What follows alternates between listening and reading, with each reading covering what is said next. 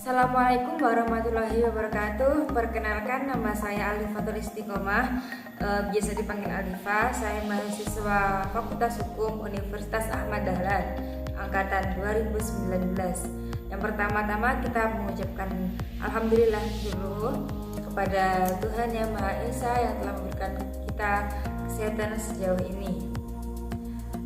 Di sini saya akan menjawab 5 dari 10 soal yang diberikan oleh dosen saya, yaitu Bapak Ilham Yuli Isdianto SHMH selaku dosen pengampu mata kuliah Hukum Adat Universitas Ahmad Dahlan.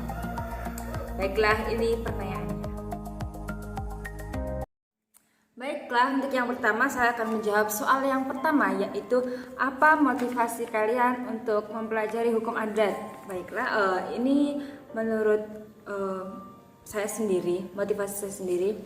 Motivasi itu apa sih? Motivasi itu apa yang dimaksud dengan motivasi? Gitu. Kalau motivasi itu bahasa kasarnya ya, apa sih yang bikin kalian semangat untuk mencapai apa yang kalian inginkan, tujuan kalian, kayak gitu. Jadi di sini gimana supaya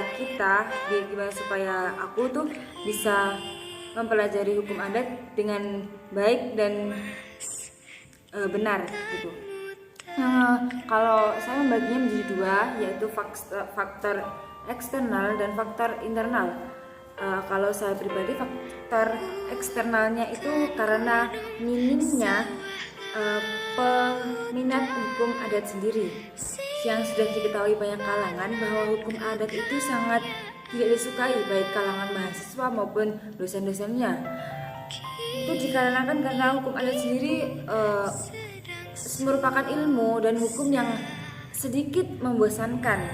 Ya, saya akui kalau hukum adat itu memang sangat membosankan, tapi karena minimnya peminat ini, itu adalah sebuah motivasi tersendiri bagi saya. Minimnya peminat ini kayak saya mikir gini, wah kan cuma dikit tuh peminatnya, jadi tuh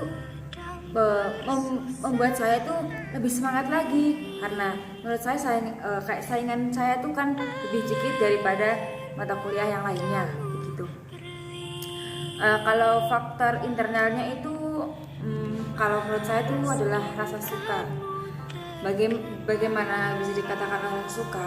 Sebuah pelajaran atau sesuatu hal itu dapat kita pelajari dengan mudah apabila kita menyukainya. Tapi namun ada halangannya tersendiri. Contohnya, kalau kita menyukai mata kuliahnya, tapi kita tidak suka dengan dosen pengampunya, nah itu akan menjadi masalah tersendiri. Itu akan menghambat kita untuk mempelajari mata kuliah tersebut. Begitu pula juga sebaliknya, kalau kita menyukai dosennya, kita tidak suka dengan pelajarannya, itu juga dapat menghambat.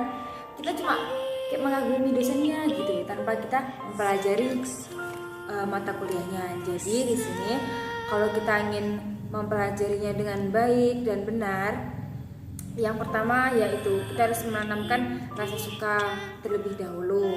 Nah, baru setelah itu kita memikirkan yang kedepannya. Baiklah, itu tadi jawaban dari soal yang pertama, yaitu motivasi mempelajari hukum adat. Yaitu sekarang kita menginjak soal yang nomor 2. Kenapa hukum adat sebagai tuntutan Sumpah Pemuda?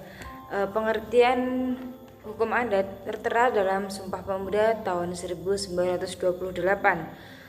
Pada Kongres Pemuda tersebut telah menghasilkan putusan Kongres Pemuda Indonesia yang di dalamnya ditegaskan dalam bentuk paham persatuan Indonesia, yakni keyakinan persatuan Indonesia dengan memperhatikan dasar persatuan, yaitu kemauan, budaya, sejarah, dan bahasa. Putusan tersebut menunjukkan bahwa hukum adat sebagai ideologi bangsa Indonesia, yaitu merupakan salah satu dasar persatuan sebagai hukum yang merupakan nilai hukum bersama dari seluruh rakyat Indonesia, seluruh bangsa Indonesia menjadi satu pemikiran, yaitu hukum adat yang dinyatakan sebagai dasar persatuan Indonesia dalam ideologi kebangsaan.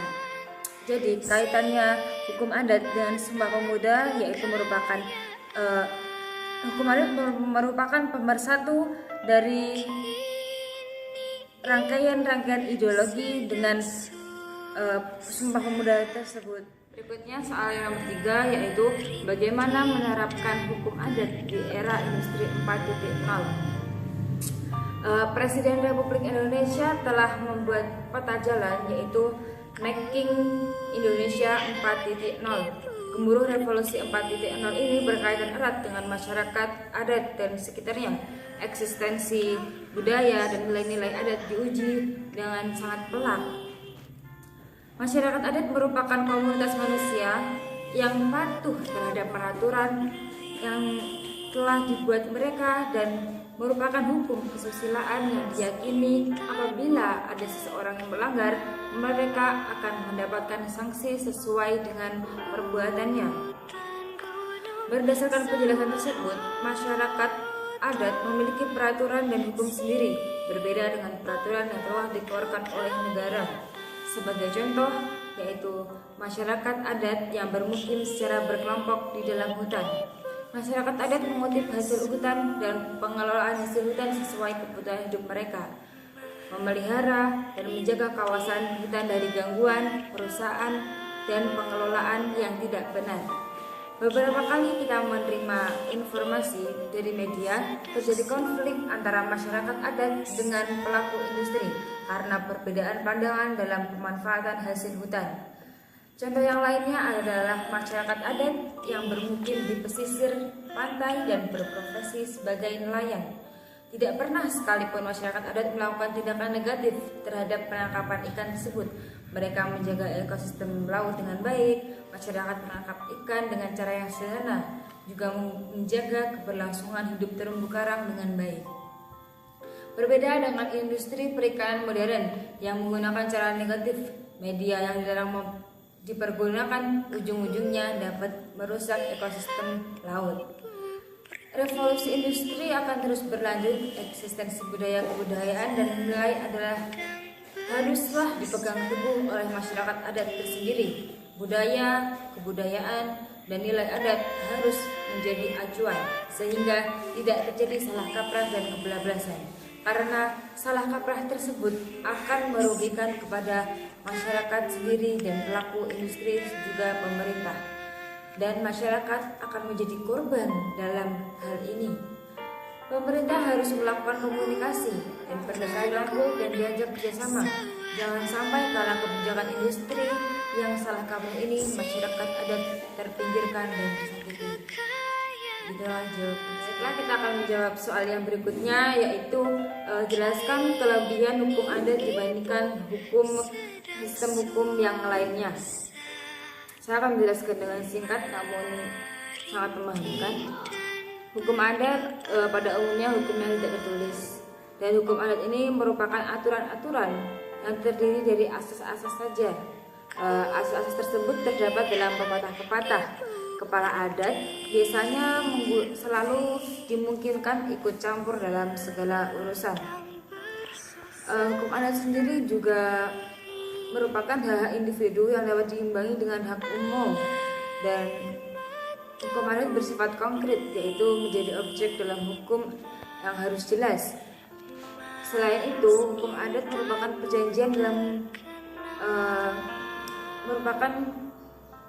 perjanjian yang harus diikuti, yaitu perjanjian yang magis dan religius. Sedangkan hukum modern atau sistem hukum lainnya yaitu bersifat uniform, dalam artian bahasa bahwa hukum modern itu berisi aturan-aturan hukum yang diterapkan dengan cara yang tidak terlalu berbeda, yang menurutnya itu hampir sama. Dan sistem hukum lainnya itu yaitu transaksional, yaitu hak-hak dan kewajiban diberikan secara langsung menurut hasil transaksi. Selain itu juga bersifat universalitas. Penerapan undang-undang dapat diulang dan diramaikan. Selain itu juga bersifat hierarkis, yaitu terjadi sistem peradilan yang bertingkat. Ya, ini merupakan soal yang terakhir, soal nomor 5. Saya akan menjelaskan langkah-langkah yang kita ambil jika kita ingin mengembangkan hukum adat pada suatu daerah. Yang pertama, saya akan melakukan edukasi. Saya akan melakukan edukasi itu, saya akan seperti yang telah dilakukan oleh baginda Rasul Nabi Muhammad SAW. Saya pribadi akan menjelaskan dikit demi sedikit, yang terutama kepada keluarga terlebih dahulu. Saya akan mengembangkan hukum adat melalui mereka. Nah, kemudian saya akan menjelaskan sedikit demi sedikit pada masyarakat. Selain itu, saya juga akan membangun masyarakat itu paham akan bagaimana pentingnya hukum adat tersebut. Baiklah, itu tadi jawaban dari saya. Apabila ada kurang dan lebihnya, saya mohon maaf, dan juga saya ucapkan terima kasih. Wassalamualaikum warahmatullahi